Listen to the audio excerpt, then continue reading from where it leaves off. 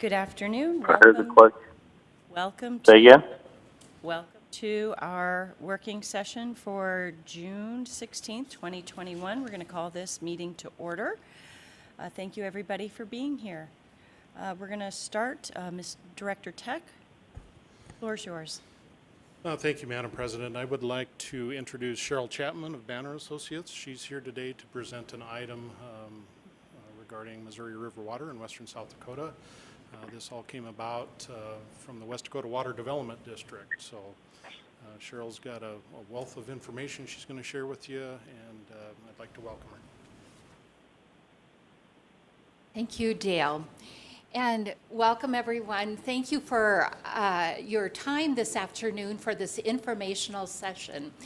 And just want to extend that this is a very big topic, and it is rich with both technical and policy questions.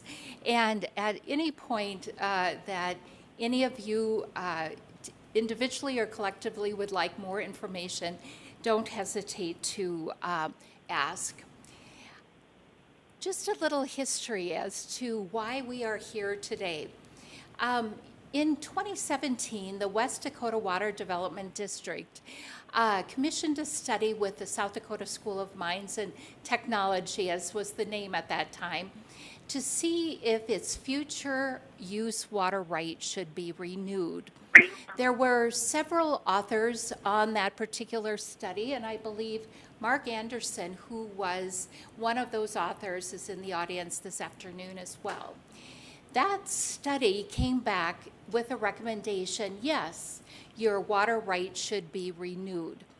And as a result then, when that was reported out in late 2019, West Dakota turned to Banner Associates and said, could you see if there are other entities interested in this question of finding future water supplies for western South Dakota? And so that work was done. I'll talk a little bit about that. And then as a result of that work, late in 2020, we were again asked for additional information to more precisely define what a potential need was for future water. Just to give you some context of West Dakota, first, back in the mid-60s, there were conservancy subdistricts formed by the legislature to address water on a holistic basis. The Black Hills Conservancy Subdistrict included Meade, Lawrence, Pennington, and Custer counties. And then mid-80s, those were dissolved to form water development districts throughout the state. The pink items, and this information, by the way, is in the booklet that was handed out for the meeting and was also received electronically. But the pink area was that Black Hills Conservancy Subdistrict. When those were dissolved, West Dakota was formed, which is Pennington County, west of the Cheyenne River. And also the green hash line is another water development district known as West River Water Development District. And the water rights that were formerly held by the conservancy subdistricts were turned over to the water development districts. And you might recall that during general elections, the district representatives are elected on the general ballot. And this group meets on a regular basis to make decisions and has a small tax levy to do their work as well.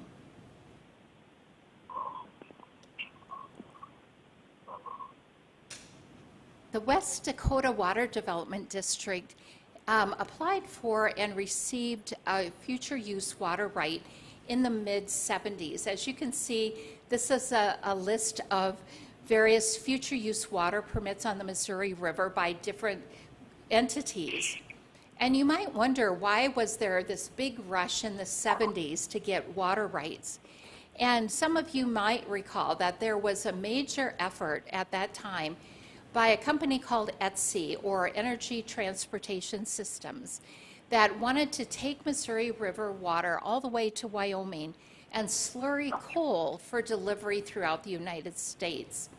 Ultimately, that project was not approved, but it kind of awakened everyone to say, we should put in a water right for our communities. And so you can see throughout the state, water rights were applied for and received. West Dakota got 10,000 acre feet per year, and the city of Rapid City itself got an 28.8 acre feet per year, 1,000 acre feet per year, which has been renewed since that time as well. I also want to give you, as part of the background, that the Black Hills hydrology study, and some of you may have this information from the USGS. If you do not have this report, I have no doubt that they would be more than happy to get your own copy for that. But there was an extensive study of water, surface water and groundwater in the Black Hills in the late 1900s there. That report was published in early 2000s and came to the conclusion that there were a lot of important water data available to communities. First, we understood that from a population standpoint at that time, 45% of the population were in unincorporated areas in the Black Hills and 55% in incorporated areas. So a pretty close 50-50 split there. They also took a look at hydrologic data sets going back almost 70 to 80 years. And what they learned is, under that consumptive use heading there, that in the Black Hills, an average consumptive use was around 218 cubic feet per second. And that average recharge to the aquifers in the Black Hills is about 344 CFS. Now, mind you, this information is now over 20 years old. But as you can see, there's a comfortable cushion between average use and average recharge during normal precipitation. But the range is what caught our eye. And it was that in 1936, as we recall from our history books, a time of great drought in South Dakota, recharge to the aquifer was only about 62 CFS, substantially less than what an average use would be. But on the other end of the spectrum, high recharge during very wet periods, all the way up to 847 CFS, which was in 1995. One of the things that really stands out to us in the South Dakota Mines study that was commissioned by West Dakota was the information found on this chart. And it's the proverbial, a picture's worth 1,000 words, because this story that is told is that the blue line that is horizontal at the very top is the water coming into the system in above average precipitation years. Green is average, and red is during prolonged drought. And that again is the water availability in the Black Hills. The demand on the water is represented by the black line and projected by the black dashed line that you see there.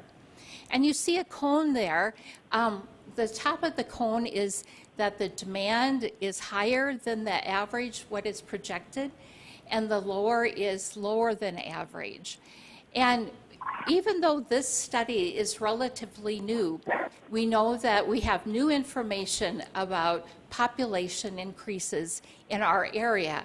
So it would be, I think, appropriate to think that we might be more on the upper side of that cone in terms of projected demand. So if there were, in fact, average growth and average precipitation, the amount of water available in the Black Hills would be good really for the next 100 years, is what this chart is telling us.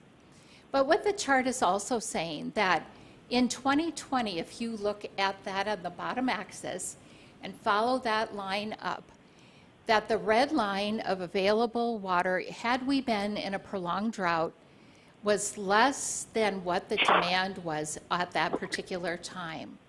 And it's that gap of water availability, not in average years, not even if we have a single dry year at a time, but if we are in a prolonged drought situation, the availability of water is under what the current demand is right now. And that's what caught the attention, if you will, of West Dakota Water Development District, who did indeed renew their water right.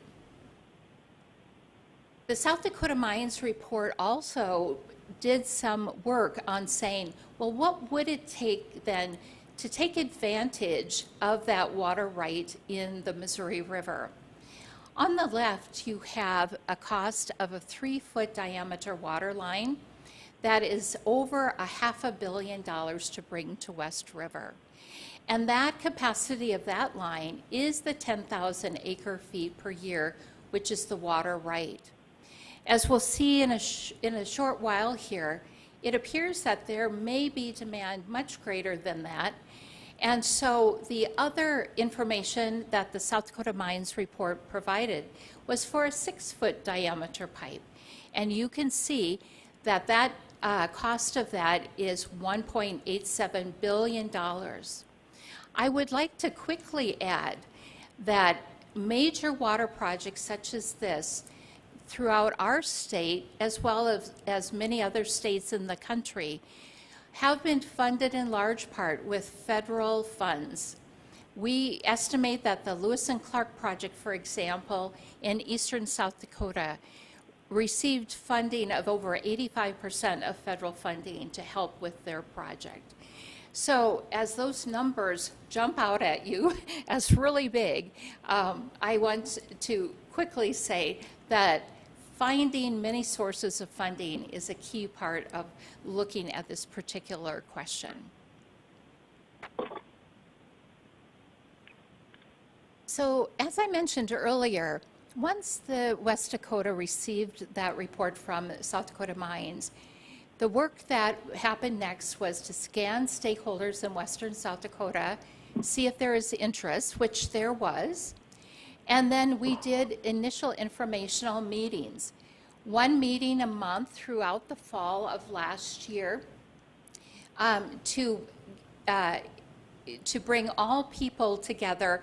They might be public works directors, county commissioners, and others throughout western South Dakota to get on the same page, if you will, of information about major projects. And then at the end of those meetings, there was a next steps plan.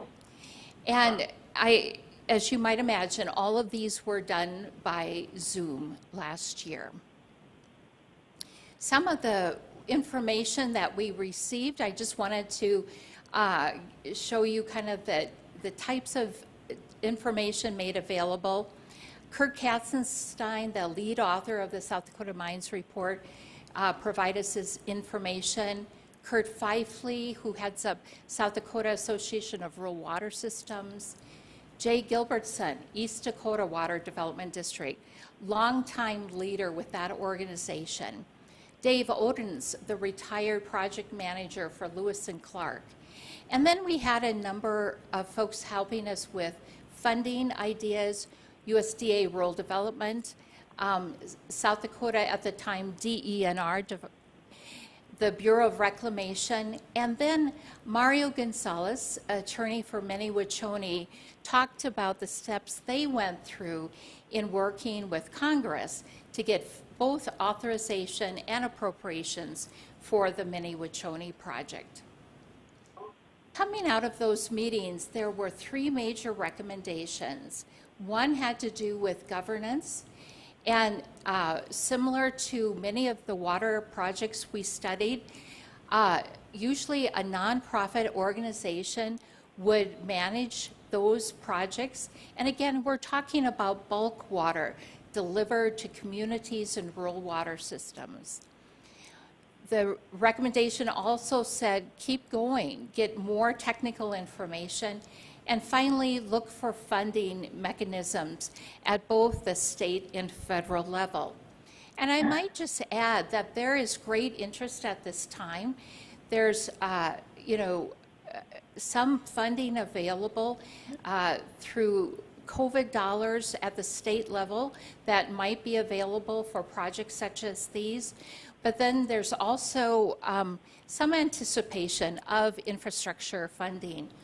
But almost all of these funding sources put an emphasis on basic utilities, water, wastewater, and so that's why a project like this is perhaps a very good fit for those kinds of efforts.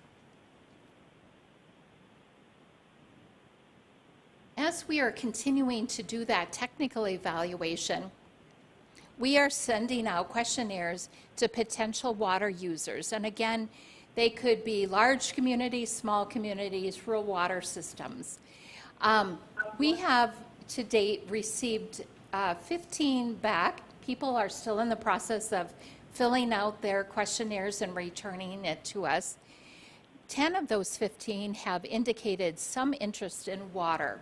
Not that they don't have water now, or that serves them maybe 10, 20, 30 years from now.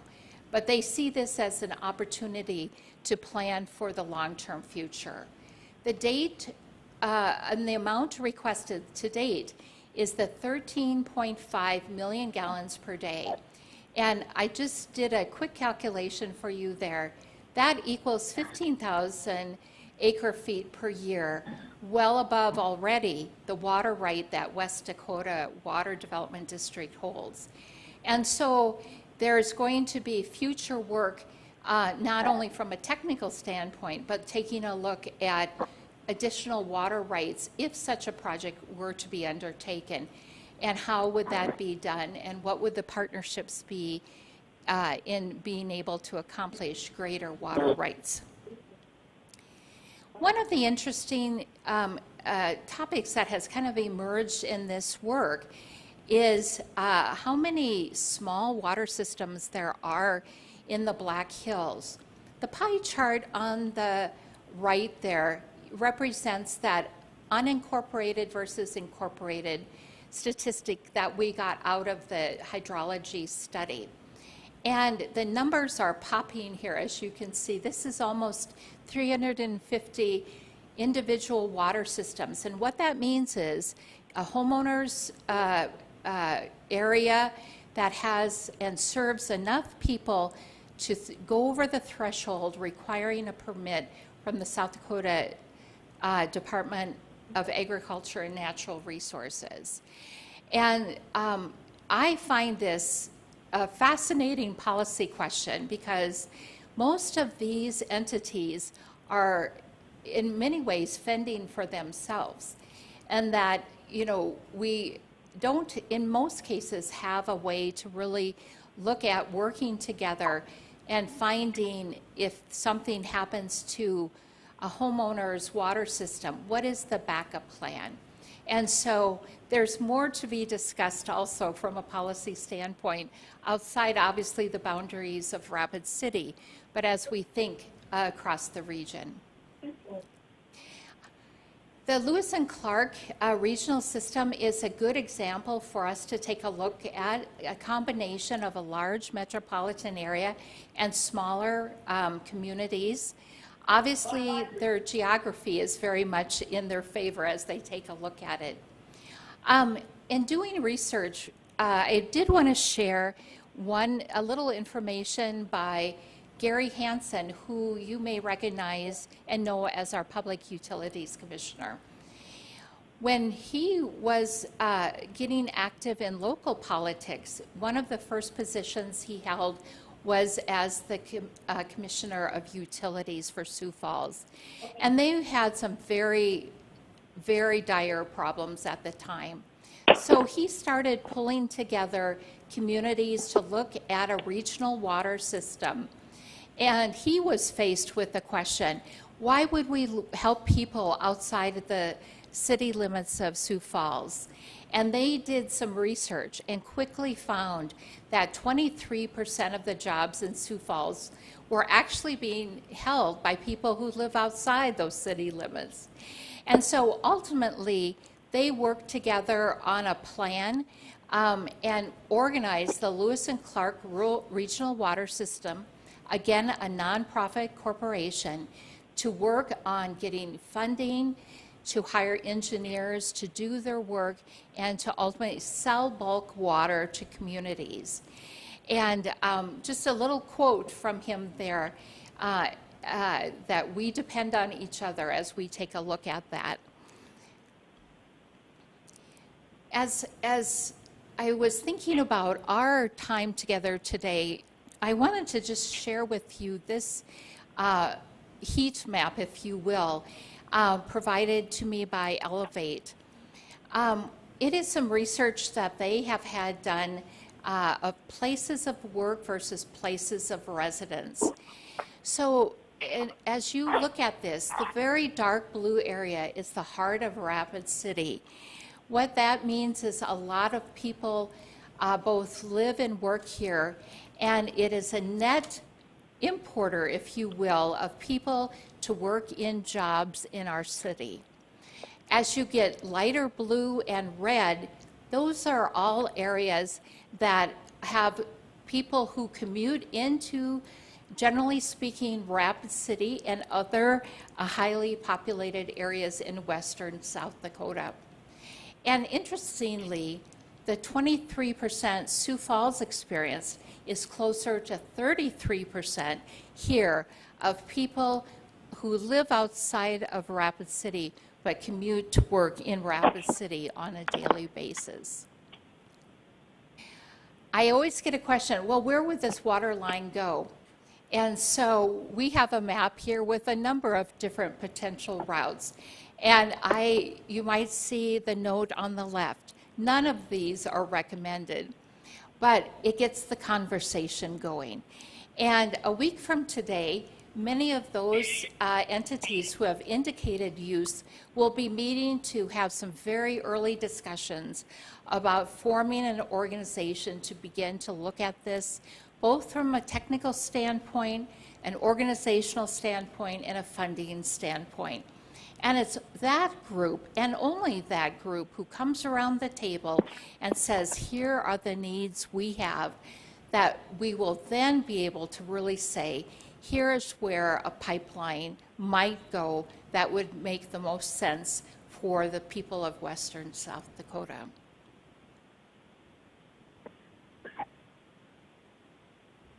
I do not have a specific request at all today or at this time.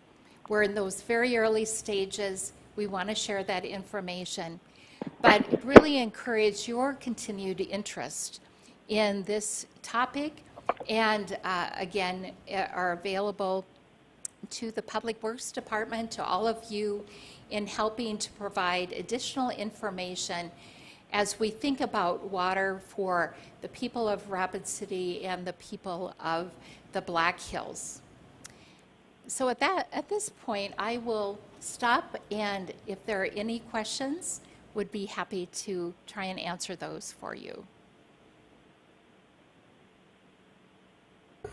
Thank you, Mrs. Chapman. Yes. Excellent presentation. Mr. Evans, you have the floor. Thank you, Cheryl. If we did this today, what's the timeline for getting a pipeline built? Great question. Many of these projects, and I look at Lewis and Clark, Minnewachuny, projects up in North Dakota, they oftentimes have at least a 25-year timeline. Oftentimes that timing is dependent upon how fast federal funding can come. So that might be something to take into consideration if there's funding sources that can kind of front start this project. But they're usually in for the long haul. And another question, I know you and I have been around here long enough to probably remember that proposal for reservoirs out here near Ellsworth, Lake Box Elder and Elk Creek Lake and all that stuff. And that part of that was, you know, recharging aquifer and also recreational. Has there been any discussion at all about trapping this runoff? Because we get a lot of water that just disappears. And well, that's the whole Missouri River dams. I mean, it used to be a little, you know, trickle most of the year, and now it's a running river all year. So is there any discussion about that? Well, everything's on the table, if you will. And, you know, one of the points that the South Dakota Mines Report brings to our attention is that during that extreme drought, that red line at the bottom, that we cannot rely upon our aquifers for water because they are recharged by precipitation. And so if you have no precipitation for the aquifers or reservoirs for long periods of time, then you've got to have that additional water source. And so that's in part what we have to take a look at as well. So just to reiterate to everybody, we have really two problems. Super long-term, like Cheryl's addressing, and immediate needs for the next 3, 4, 5 years. So we have a double set of problems to worry about here. Thank you. Thank you. Thank you, Mr. Evans. Mr. Jones? Thank you very much, President.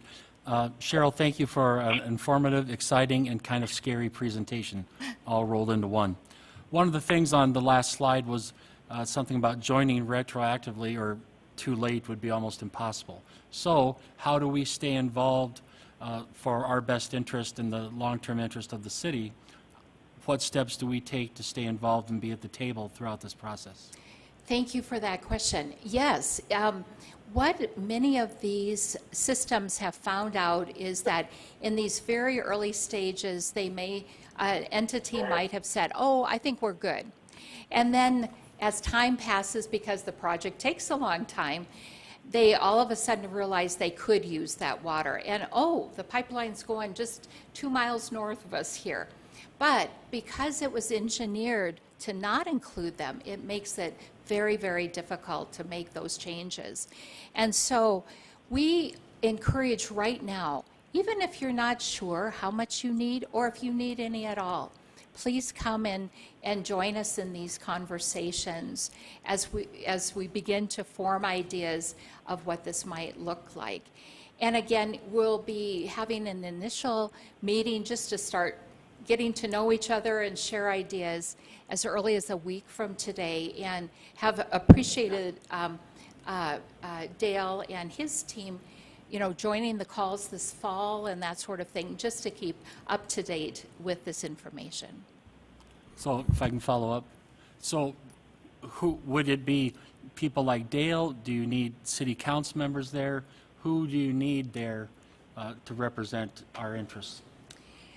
You know, that is absolutely up to you, but I would say if you as a council person or any of you would be interested in getting involved, I would encourage that as well, because there is this whole technical aspect of this project, but working on getting funding set up for a project like that, you know, ends up in a different arena, as you well may imagine.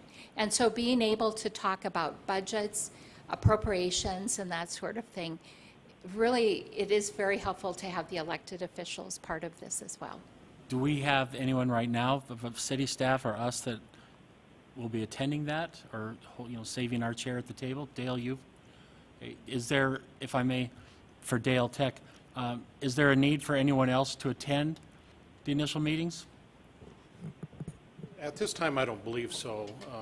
We've been in attendance of all the meetings so far that have been held, and we look forward to being on board fully for any future meetings or any involvement in this. So we will certainly be involved every step of the way, and I think, as Cheryl said earlier, there's a policy component to that, and certainly that is the council's overall role in this, and we would look forward to having anyone that's interested in joining us in any of these meetings and in the formation of this nonprofit as well. So as this moves forward, then, if you need participation from the council, you would let us know? Oh, absolutely. Okay. Thank you both. Okay. Thank you, Mr. Jones. Mr. Solomon? Thank you, Chair. May I direct a question to Dale Tech, if I don't mind? Thank you, Cheryl, by the way, for the presentation. Yes. You're welcome. Dale, just as a preliminary for us, what's your take on what's been presented here and what the city's involvement You know, could or should be? we've been considering this for a number of years, since 2017, when West Dakota initially opened up this discussion. Certainly it affects us. We, the city of Rapid City, have a future use permit for a lot of water. So I've got to give a lot of credit to somebody back in the 1970s, I don't know who it was, that obtained that future use permit for the city for this very discussion we're having today. And this is a long-term solution for water, not only in western South Dakota, but certainly for the city of Rapid City going well into the future. Okay. Thank you. Thank you, Mr. Solomon. Anything else from my colleagues? Thank you again, Mrs. Chapman. Thank you so much. Great, moving right along, we have items 1 through 29. We'll start with number 1, code enforcement. We do have a gentleman on the phone that was unable to make the meeting, but he did call in. Sir, can you hear us? Yes, I do. Continue. Please go ahead. This is an appeal of an abatement late fee. That is correct. My name is Mark CBR. I was never notified of the bill. I have a manager in town. The code enforcement people have both my name, my phone number, as well as my manager's name and phone number. We multiple times we're looking for the bill. We never received the bill. Subsequently, if you look at the last paragraph, all I'm asking is that they waive the $100, late fee. I'll pay the $80 and the $50 management fee.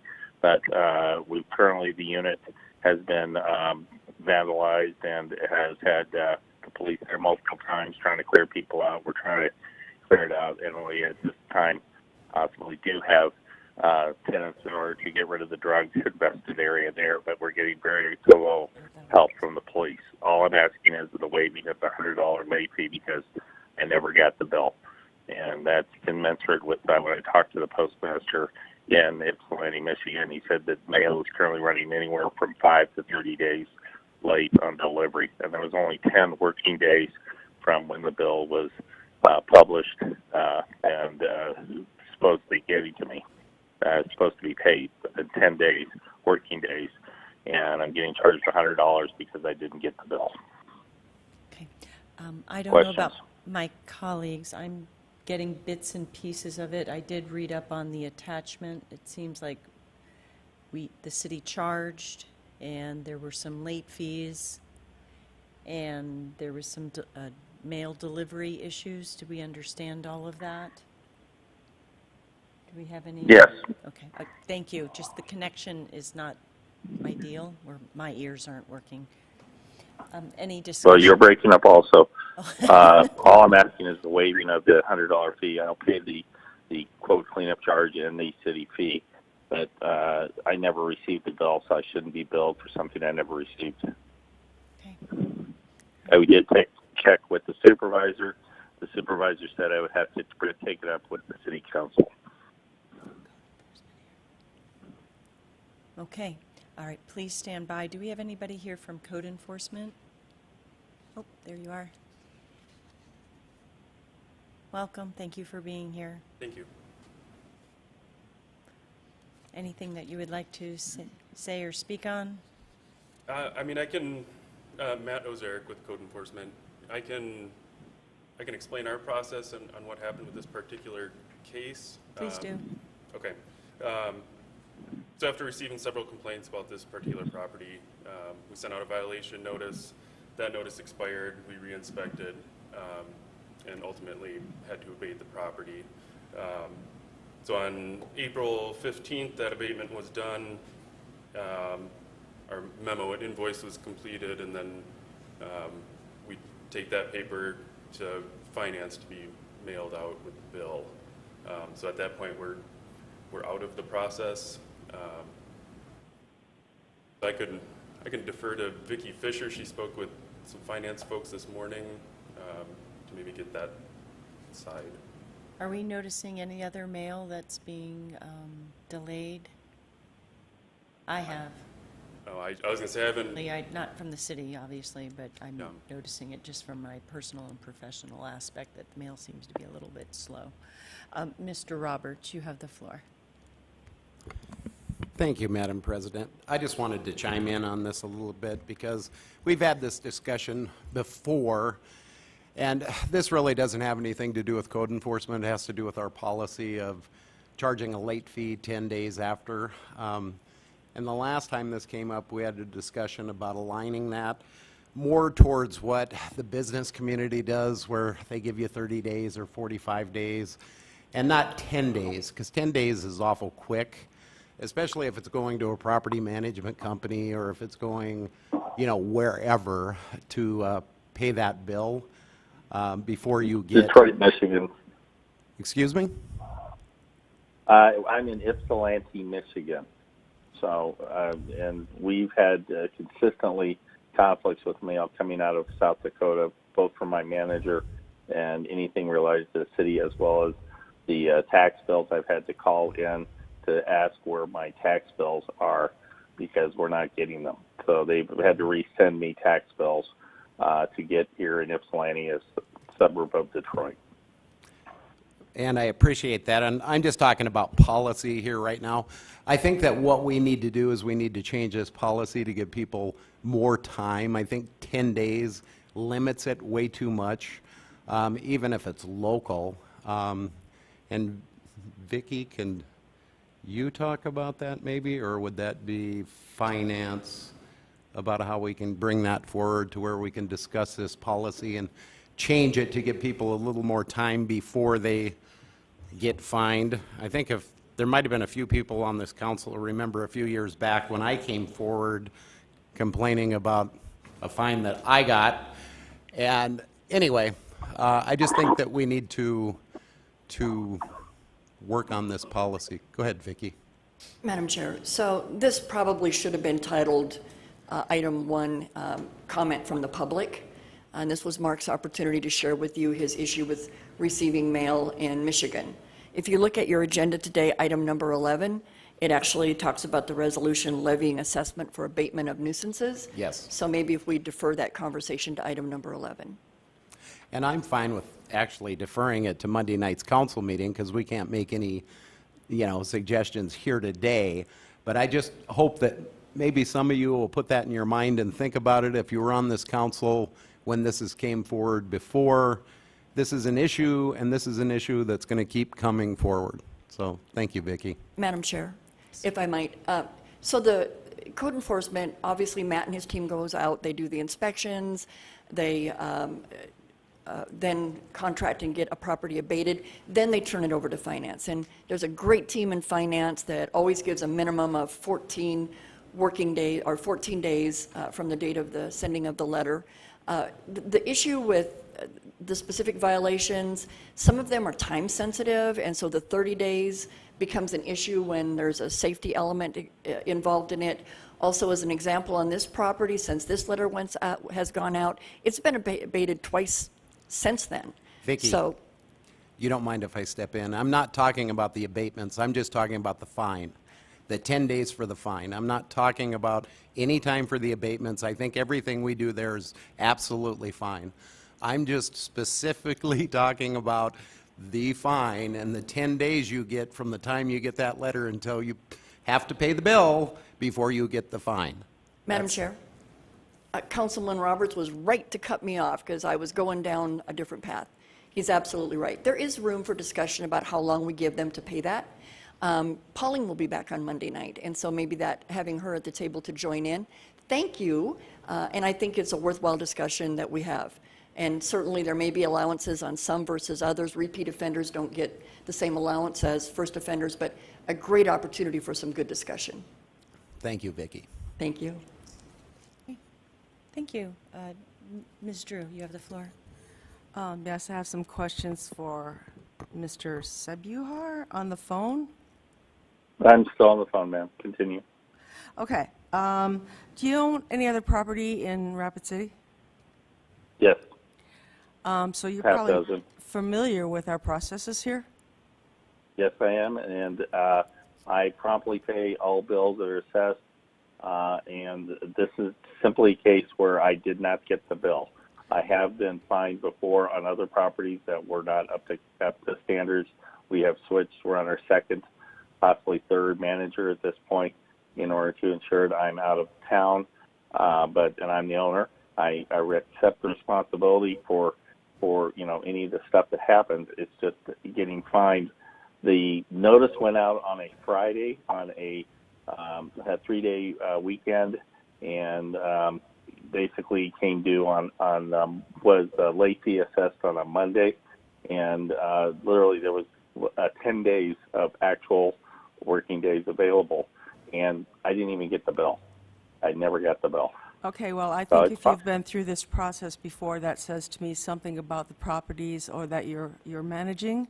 And I think that you might want to reassess what you're doing here in Rapid City and try to do business in the way that we do it, because this is the policy we have now, and we have to operate I under understand, this ma'am. policy. I'm not arguing the policy. I'm arguing the fact that I'm getting assessed a $100 late fee within 10 working days.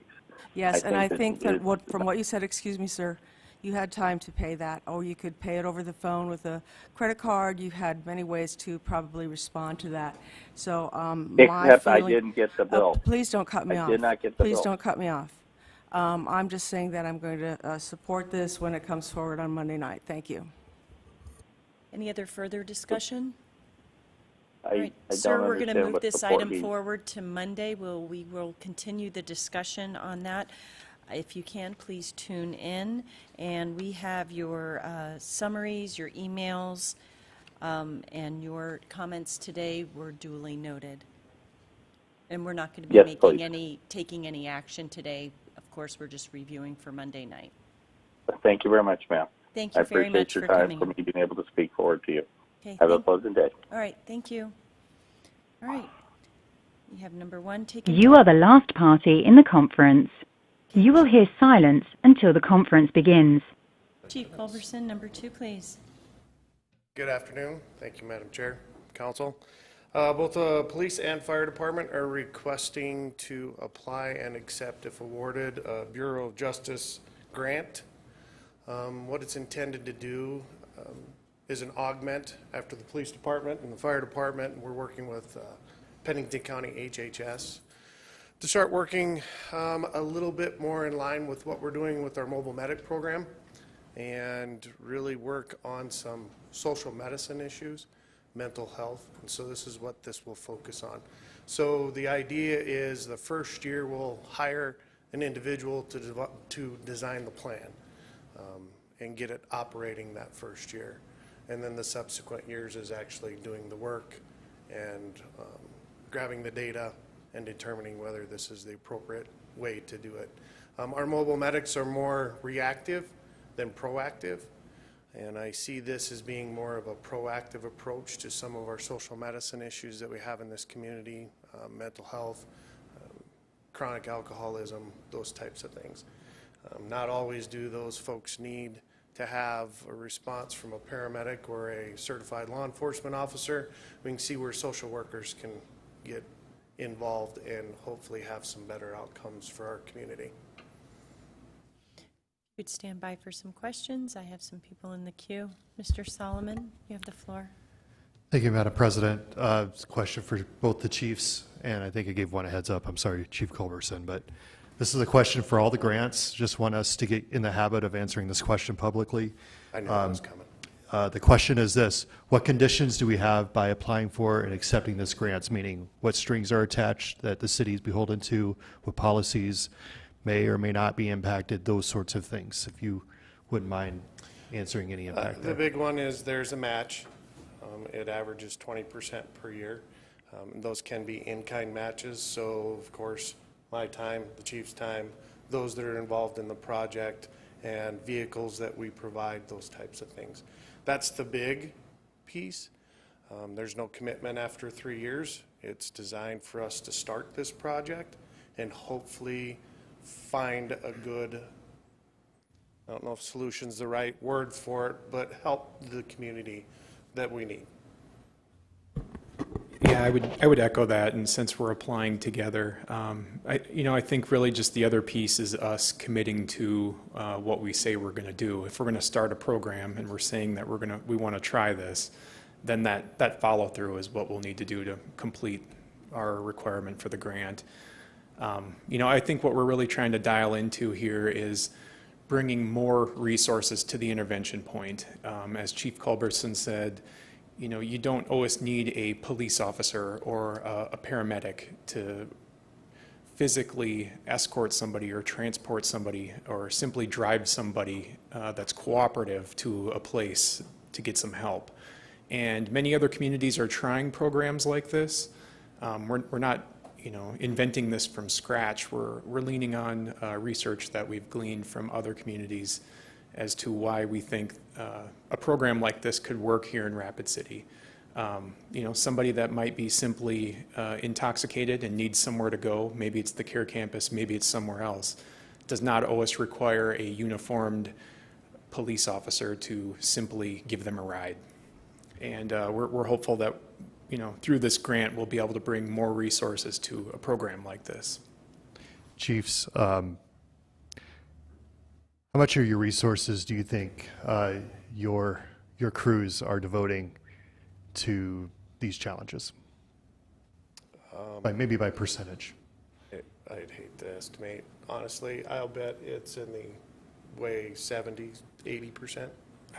I'd estimate 60% of our time is dealing with chronic substance use or alcohol issues or folks that are in a vulnerable homelessness situation. I'd agree. And a lot of repeat offenders, so to speak? Yeah, and we have some data on that currently that we can provide also. We have 560 calls are accounted for by 20 people. And that's just a 560 calls by 20 people? Correct. For 2021 or just? 2021. Okay. So and I'm sure the police department has much the same. And these are folks that don't necessarily need they're not in an acute illness phase. They need somebody that can work with them over the course of time to change behaviors. Yeah. And we've seen some of those successes just through our mobile medic program, but it's determining how much time do we utilize this portion and try to get some more on the proactive side of it. If I may, I would just also add that this is a way for us to bring in funding for more of a long-term, multi-year type of a program. But the mayor, Chief Culberson, myself, Pennington County Health and Human Services, we're also engaged in active conversations right now about what we can do in this moment to adjust the way that we're responding to calls for service and/or our proactive outreach. So this is a grant that we would apply for, potentially be awarded in fall, October type of time frame, and then utilize those fundings down the road. We're also, in the discussion phase right now about what we can do in this moment, and I believe we'll be bringing forth more information for the more immediate need soon. So we've talked a lot about having, and correct me if I'm wrong, it is really bringing in, rather than folks in the fire department, police department, also being the social worker, it's bringing along somebody who can help manage a case, so to speak, help people enter into programs or receive services that they need, because it's taxing on the folks who make up your departments. Is that essentially what we're looking at here? Yeah, I think you hit the nail on the head. Co-responder, where you have multiple agencies put together to help this issue that we're dealing with, having police department, us, and a social worker. And I'm pretty excited about it. I mean, it's not often that the cops and firemen get to work together and we're actually working cooperatively together, but no, it's a good process. I think that's what it's been called in other communities, such as Colorado Springs, right, which we sent some folks down and to go check that out. But we do have unique challenges within this community, and I've noticed that all the way back when we started the mobile medic program, that there are this community is much more unique than others within our state. And so it has to be tailored to what we have in this community. Okay. I'll yield. Thank you, guys.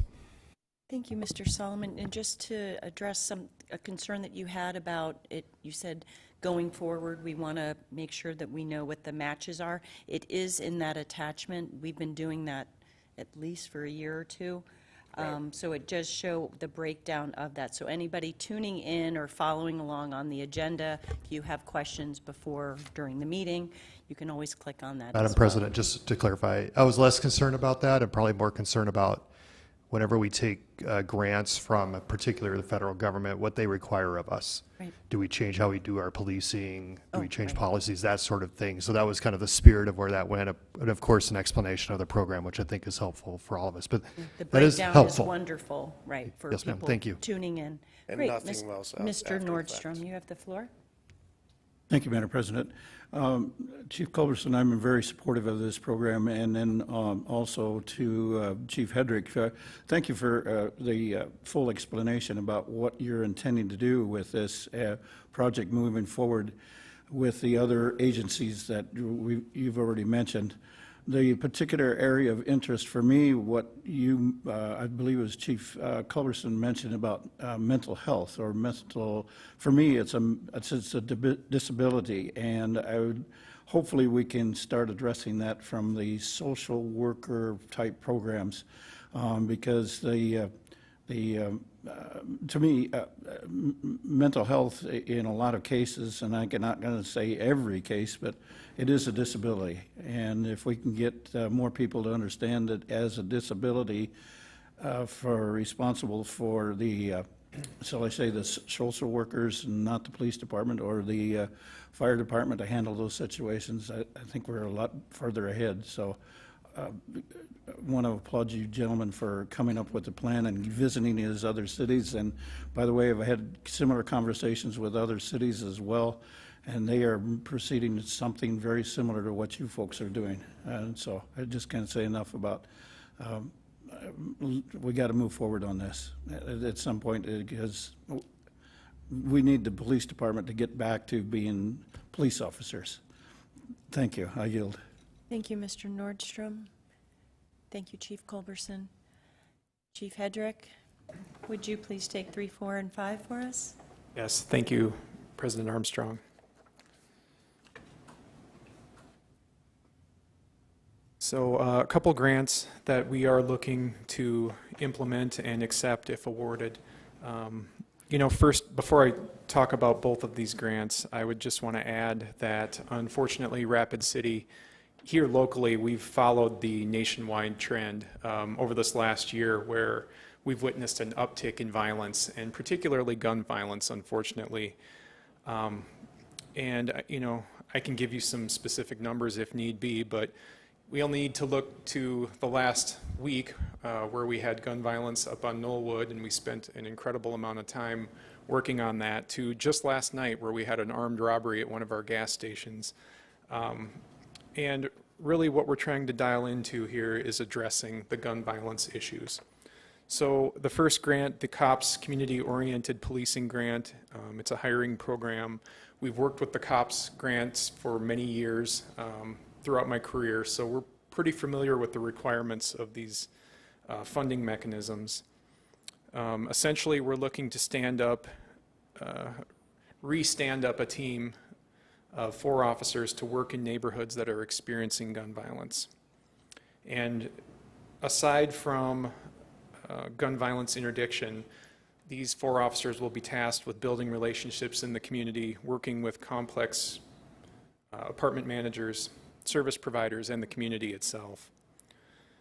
So 4 officers, it would be a 60-40 split, meaning the grant program would cover $500,000 and leaving the city for our portion to be $347,000 if we are awarded this grant. As far as the strings, you know, essentially we're going to be required to, like I said, create those liaison relationships in the community, work on relationships between officers and housing managers in the neighborhoods, provide monthly roundtable meetings with the communities that we're working in, and further integrate community responses and processes in regards to violence reduction. So things that we probably can and should be doing anyways, those outreach opportunities. So that's kind of a summary of the first grant. If anybody has any questions? I have no one in the queue. No? Okay. So the second one is more of the follow-up after we've made the arrest or whatever the case might be for the gun violence. This grant would be more focused on the follow-up and the investigation afterwards. So Crime Gun Violence Intelligence Center grant, it's through the Department of Justice. Again, we've worked with the Department of Justice for many years on different grants. We're asking to accept this grant if it's awarded to us, and it's a no match to the city. So essentially we would be able, if we get it, we'd be able to obtain $700,000 without having to provide any sort of match. And we're hoping to use this grant to obtain or to bring on 2 additional detectives from our current ranks, assign them towards gun violence investigations, and alongside, bringing alongside a project coordinator who is essentially an analyst to help us dial in where our gun violence is occurring. So the strings or ties for this grant, we would be required to, these detectives that would be assigned would be required to take the lead on crimes involving firearms or shooting scenes. The analyst would be tasked with coordinating gun crime statistics for us and the community. The analyst and the detectives are required to work with prosecutors to hold folks accountable for gun violence crimes, and also work with the ATF in regards to processes for gun tracing. So, you know, making sure that we're checking that if a gun is used in a crime, that we're matching it up against other crimes across the nation to make that tie for a prosecution. So that's kind of a summary of the second one. Okay. We have one question on that, Chief, from Mr. Nordstrom. Please go ahead. Thank you. Thank you, Madam President. Chief, do you currently have enough staff to take care of the tracking and tracing of the firearms? So that's kind of what this analyst that we were hoping to bring on would do. It would be one of their sole responsibilities is to make sure that we're tracking and tracing. So you do not have a person in place right now? We have a couple detectives that work very closely with the ATF, and we kind of lean on that cooperative effort to make sure that we're getting that done. But as far as being self-sufficient in that area, I think the analyst would really help us be able to, you know, simply run with it right away as opposed to having to collaborate with another agency. Great sales point. Thank you, Chief. Bet. Any more questions on these items under police? Okay. Thank you, Okay. Chief Hedrick. I got one more, I think. Oh, we forgot the school district. Number Thank you. 6?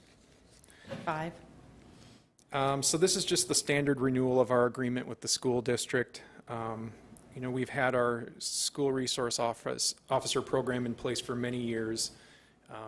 We've had a great collaboration with the school district, and we're able to work with the schools on a united front. The school district just approved this contract at their meeting on Monday night, and I think we're just looking for the city to do the same. We have 3 people in the queue. Okay. Mr. Solomon, you have the floor. No question for you, but just a statement. I think this program that the school district has in partnership with the police department as well as the sheriff's department is one of the best programs that we have going. I highly encourage us to continue that. It's positive on many, many fronts. Safety, of course, being chief among them, but also the relationship between young people and the police department. And I can just tell you, knowing some of them and knowing some of the work that they've had to do, and really a lot of really building relationships before you have to have a different kind of relationship is so important. And that if anything, heaven forbid, should happen in our schools, that we have someone qualified on the scene to take care of things. So this is an excellent program. I highly encourage us to keep after it, and thanks for doing your part. Thank you. Mr. Jones. Thank you, President Armstrong. Chief, first of all, you would have a hard time finding someone more a fan of school liaison officers than myself. All my years working in education, they were there for us, and they are fantastic people and much needed. My question is, how many officers do we provide to the school district? And how, percentage-wise, what does the school district pay for their costs, and what do we pay? So this agreement has built into it, it's the same agreement we've had for many years. But essentially, the school district reimburses the police department for $28,000 per officer per year for 6 officers. And that's over a 9-month period that the school is in session. So we provide 6 officers for the liaison program in the school district? That's what the school district is covering us for. We do actually provide a rover type of position. So when a school resource officer is out or at training, we have a fill-in. And you know, we could also consider the supervisor of this division to be attached, because you have to have that direct line of supervision to make sure things are going well. So, I mean, those are components we also provide. The school district covers the 6 officers. So is 28,000 50% of what an officer costs? I bet not. No. No. But, I mean, it's hard to put a price tag on the benefit that we receive by working with the school and the efficiency the community receives. For example, if we weren't at the schools, we would probably have officers working on issues involving the school and the school working on it separately.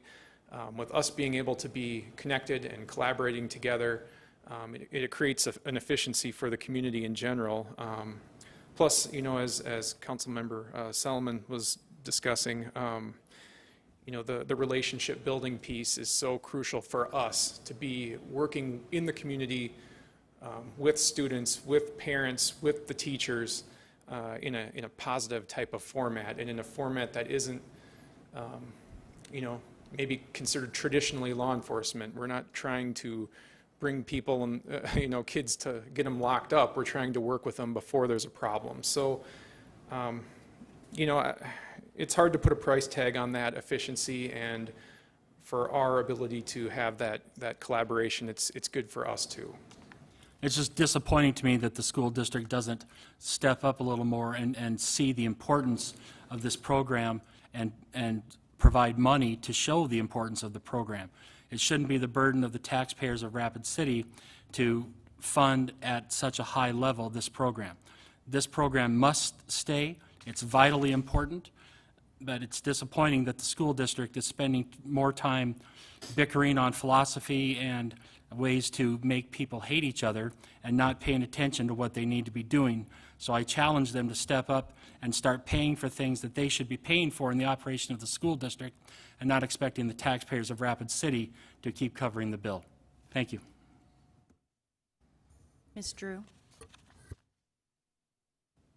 Thank you. I guess I just have a comment on all 3 of these items. It makes me so proud to be from Rapid City, where we're seeing an uptick in violence and gun violence, and our police force does not respond in kind. We do not see the responses of the shootings by our police force. They find other ways to handle these problems. While everything goes up around the country, we are keeping a very normal type of response from our police officers, and I couldn't be more pleased with what you're doing and how you're handling these situations that are coming up so much more often in our community. It gives me great pride. Thank you. Ms. Drew, Mr. Roberts, you have the floor. Thank you, Madam President. I just wanted to chime in on number 5 on this area school district resource officers. I think you guys are doing a great job. And I have to disagree on the funding on there. I think the city, I have zero problem whatsoever with the city bringing up more of the funding. And the reason being is the taxpayers are paying for this either way. Okay? If the school system's going to pay for it, it's going to come out of property tax. With the city paying more of the bulk of it, most of your budget comes from sales tax, which 80% of that in Rapid City or 60% of that is paid for by people outside of the city. So we're spreading it out a little bit more and less burden, in my opinion, on the taxpayers, at least on the property taxpayers. So I think you're doing a wonderful job. Keep it up, and I appreciate what you do. Thank you. Thank you. All right. Thank you. Moving right along. Under Parks and Recreation, we have 6, 7, and 8. Director Beegler, you have the floor. Thank you for being here. Good afternoon. Thank you very much. Yes, the next 3 items are Parks and Recreation related items. Number 6 is seeking authorization to advertise for bid for an infrastructure project at the Mount Calvary Cemetery.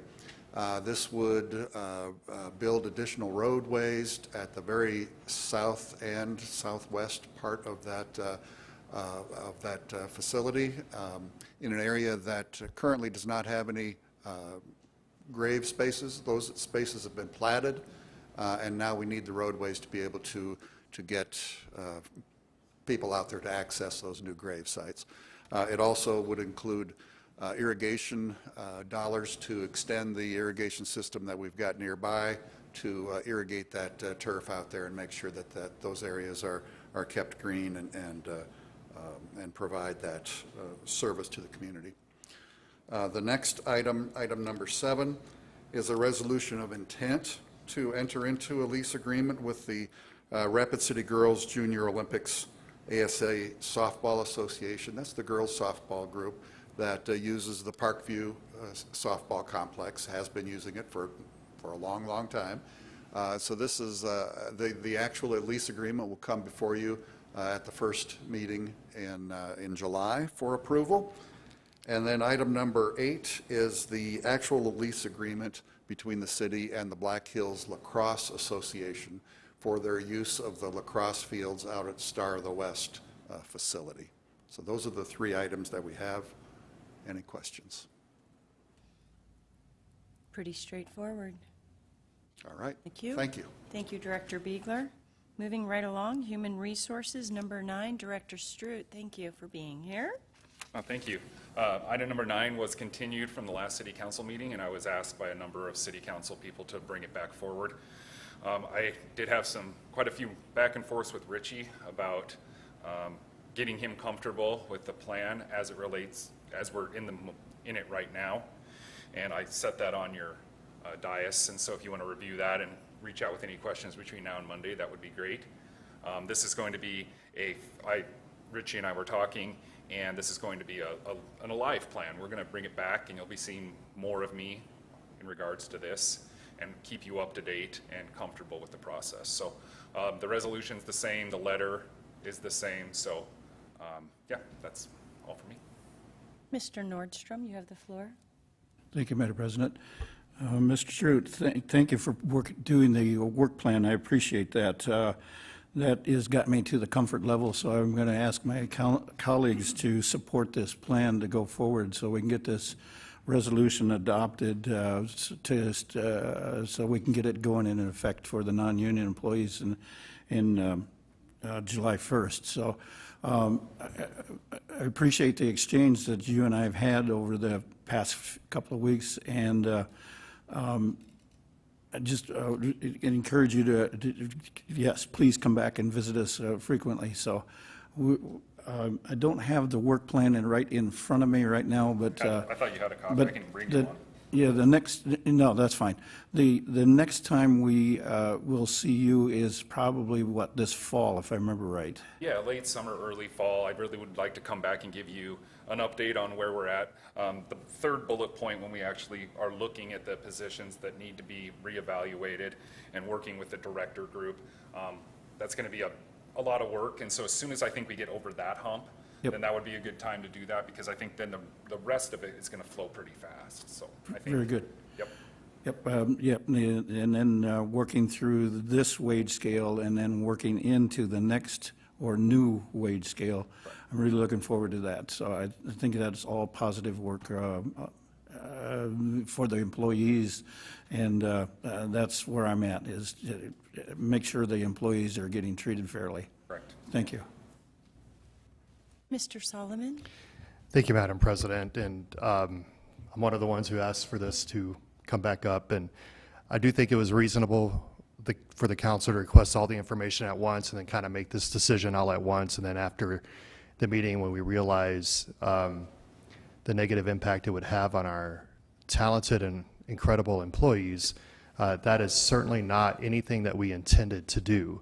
And so that is why it's being brought back up so quickly, is that we obviously look forward to the full plan coming, but at the same time, the last couple of years, we've seen minimal increases for non-union employees. And I just want those of you who are non-union employees to know that you are appreciated and you're valued. We are grateful to have awesome people working for the city. Taxpayers should want the best and the brightest working for the city and getting the most bang for our buck, and we do. And I do think it's important that we do our best to retain high performers. And that's what this is all about, is retaining. A lot of you are in this room, work in leadership roles and those sorts of things. And I guess I just wanted to make sure that that point was brought out, that if you work for the city, you are appreciated, you're valued. We're grateful for your talented contribution to making this place an even better place to live, work, and play. So thank you for bringing it back up to us, Director Strout, and I'm supportive of this. Thank you. Thank you very much. All right. Thank you very much. Moving on to finance, Tracy Davis. We have items 10 and 11.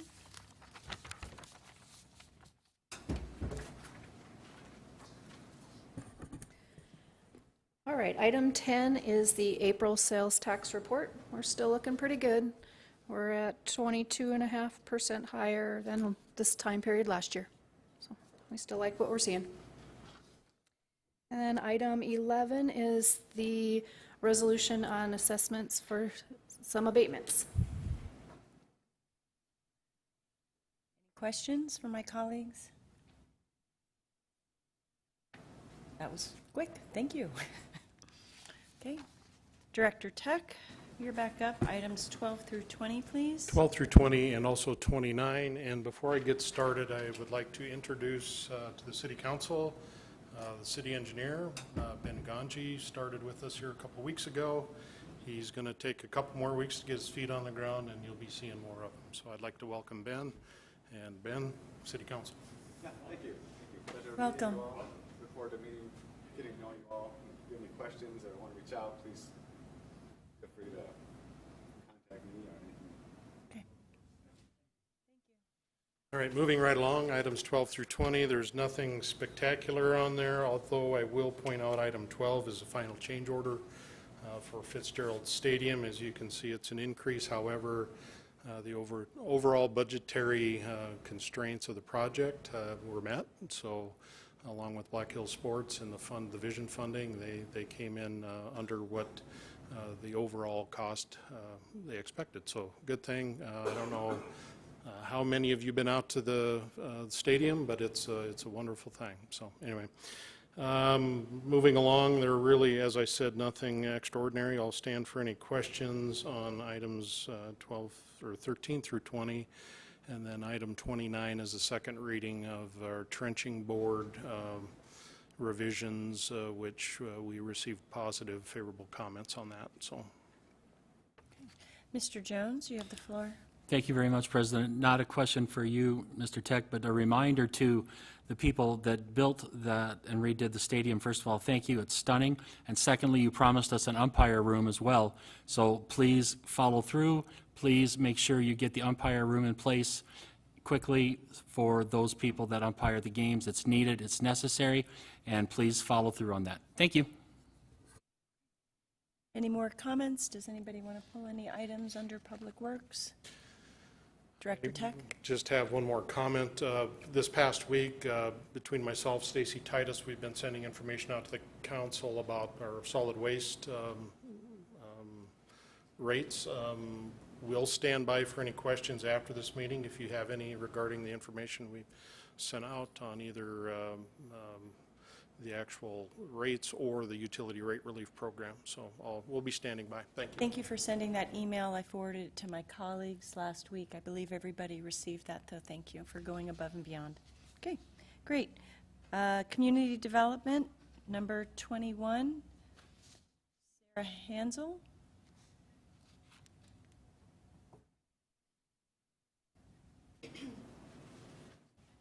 Good afternoon, Sarah Hansel with the Planning Projects Division. Item number 21 is a historic review which requires approval by the City Council. This is an application to replace historic windows with inserts. The Historic Preservation Commission has reviewed this application at their meeting and they are recommending approval. Mr. Nordstrom.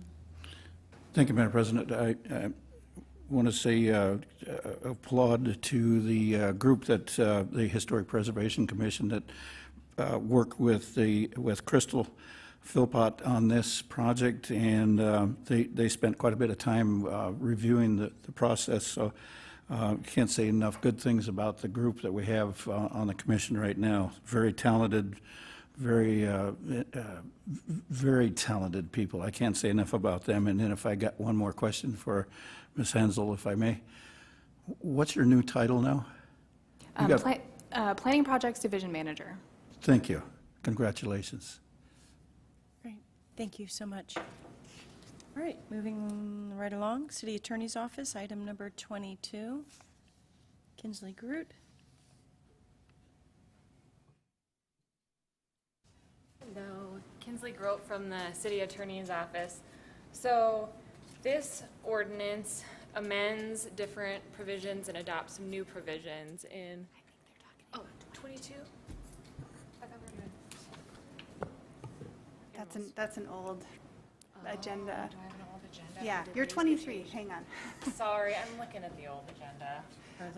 22 is just a retainer agreement with Nooney and Soleil. Joel provided an explanation on the agenda item summary. Any questions on that item? Thank you, Ms. Cushman. Now you're up. Sorry about the mix-up. I pulled an old agenda, sorry. So this is number 23 you're speaking on? Yes, now I am speaking on number 23. It's the animal ordinance. And so this ordinance is to make some changes to Title VI regarding animals. This ordinance has been quite a few years in the works. It's about 18 pages long, so it's pretty lengthy. Some court cases that I've had, some Dangerous Animal Review Board cases. The Humane Society has brought up changes over the years, and from their animal control officers and from Director Steinley and a past director as well. And also other departments have brought up some changes. So this is just an accumulation of lots of different changes from the past 3 or 4 years. This draft was posted on the Humane Society's website, so it has been publicized, and people have been allowed to give feedback on the draft ordinance. There are some notable changes. There are quite a few changes in the definitions section. There's also some new provisions for licensing for kennels. And kennels are currently licensed, but the change will make it so that there will be different definitions for breaking up the definition for kennels right now, so that there's a separation for kennels, pet grooming businesses, pet daycares, and pet stores. And part of it is, for the future, we're hoping that there might be some changes to Title 17 for zoning that also deal with something like that. So this is the Title 6 change that changes up the licensing for that.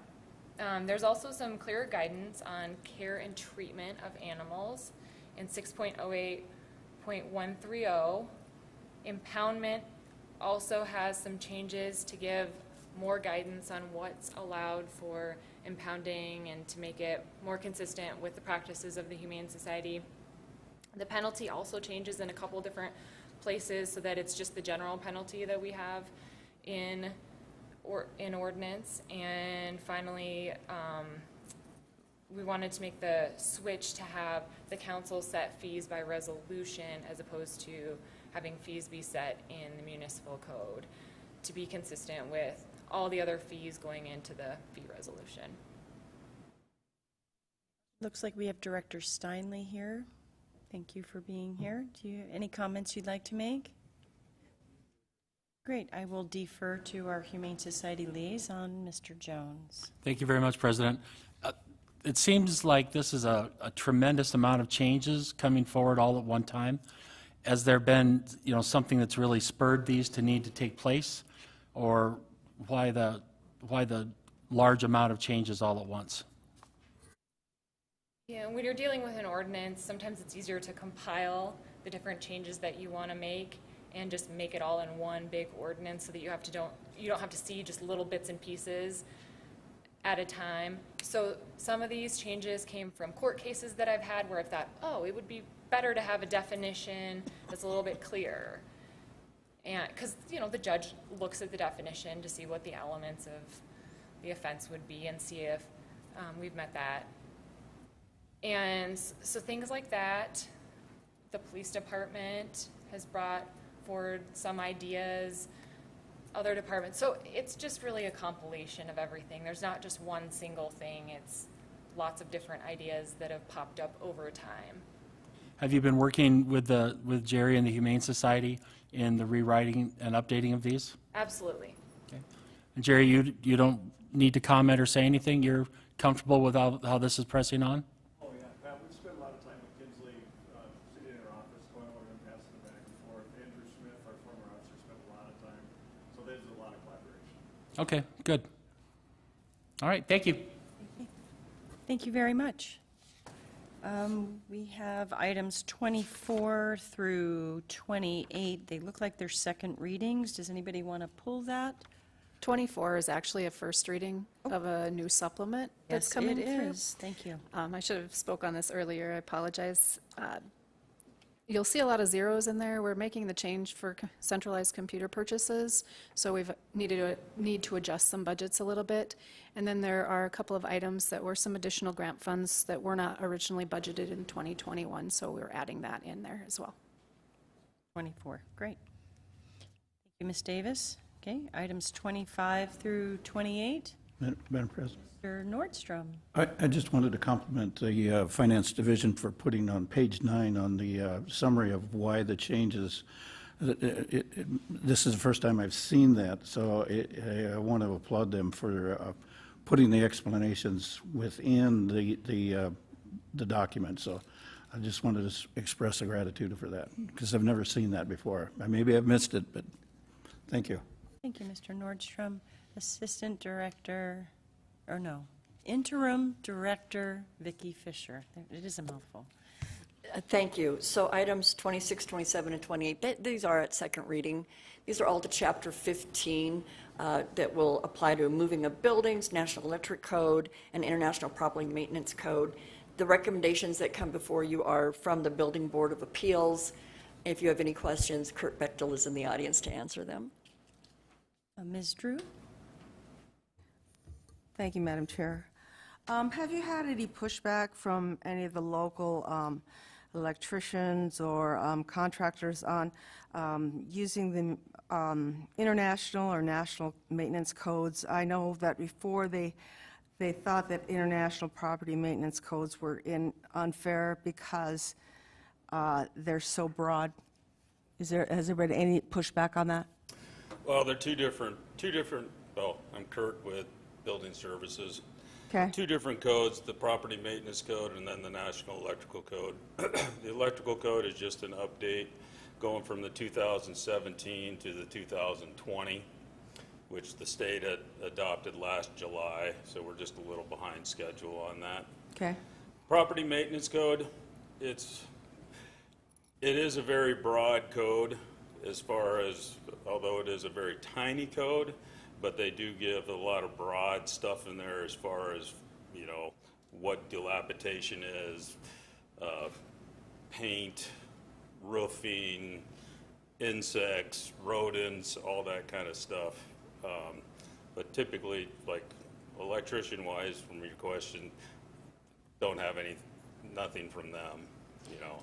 If we adopt this code, or if we change this code somehow, would it help us in our, you know, our property abatements and things like that? I mean, it seems like this is a property maintenance code that we are kind of talking about earlier. Is that, am I not interpreting that right? Yeah, it's not right now because we have already adopted the property maintenance code. Okay. That's already in effect.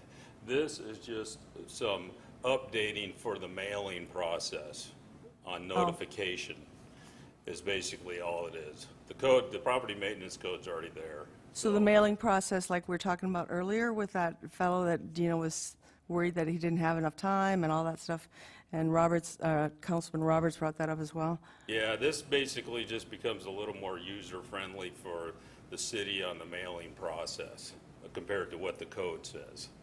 Okay, I'll have to read through it again. Thank you very much. Anything else? All right. I guess we're going to adjourn. We'll see, the discussion will continue on Monday evening at the next council meeting. Thank you.